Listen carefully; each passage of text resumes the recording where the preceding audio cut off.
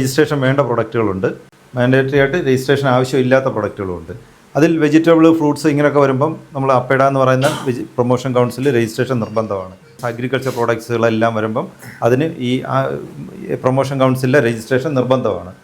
സാധാരണ ഇപ്പോൾ textile, engineering product അങ്ങനെയുള്ള പ്രൊഡക്ട്സുകളെല്ലാം സാധാരണ രീതിയിലെല്ലാം വരുന്നതിന് ഈ രജിസ്ട്രേഷൻ നിർബന്ധമില്ല. പക്ഷേ ഏതെങ്കിലും തരത്തിൽ ഗവൺമെൻറ് ഈ പ്രൊമോഷൻ കൗൺസിലിൽ നിന്ന് എന്തെങ്കിലും ബെനിഫിറ്റുകൾ നമുക്ക് വേണമെങ്കിൽ ഈ രജിസ്ട്രേഷൻ നമ്മൾ നിർബന്ധമായിട്ടും എടുത്തിട്ടുണ്ടാവണം. അതുപോലെ ടീ ബോർഡിൻ്റെ രജിസ്ട്രേഷൻ വേണം. സ്പൈസസ് ആണെങ്കിൽ സ്പൈസസ് ബോർഡിൻ്റെ രജിസ്ട്രേഷൻ നിർബന്ധമാണ്. അപ്പോൾ ചില പ്രൊഡക്റ്റുകൾ ഇപ്പോൾ ഈ പ്രൊമോഷൻ കൗൺസിലിൻ്റെ ഇതുപോലൊക്കെയുള്ള രജിസ്ട്രേഷൻ കിട്ടണമെങ്കിൽ ഫുഡ് പ്രൊഡക്റ്റ് റിലേറ്റഡ് ആയിട്ട് വരുമ്പോൾ അതിന് ഈ പ്രൊമോഷൻ കൗൺസിലിൻ്റെ രജിസ്ട്രേഷൻ എടുക്കുന്നതിന് മുമ്പായിട്ട് തന്നെ നമുക്ക് ഫുഡ് സേഫ്റ്റിയുടെ ലൈസൻസ് എടുക്കേണ്ടതായിട്ടുണ്ട്, FSSAI ലൈസൻസ് എടുക്കേണ്ടതായിട്ടുണ്ട്.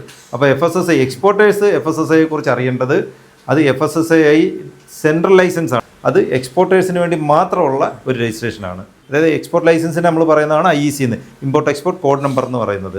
അപ്പോൾ ഈ പ്രൊമോഷൻ കൗൺസിലിൻ്റെ രജിസ്ട്രേഷൻ നിർബന്ധമായിട്ട് വരുന്നത് ഫുഡ് പ്രൊഡക്റ്റ് വരുമ്പോൾ അതിന് മുമ്പായിട്ട് തന്നെ ഈ FSSAIയുടെ രജിസ്ട്രേഷൻ എടുത്തിട്ടുണ്ടായിരിക്കണം ഫുഡ് പ്രോഡക്റ്റ് ആണെങ്കിൽ. അതായത് IEC GST എല്ലാം എടുത്തു കഴിഞ്ഞാൽ അതിൻ്റെ രജിസ്ട്രേഷൻ എടുക്കണം. രജിസ്ട്രേഷൻ കം മെമ്പർഷിപ്പ് സർട്ടിഫിക്കറ്റ് എന്നാണ് പറയുന്നത്, RCMC.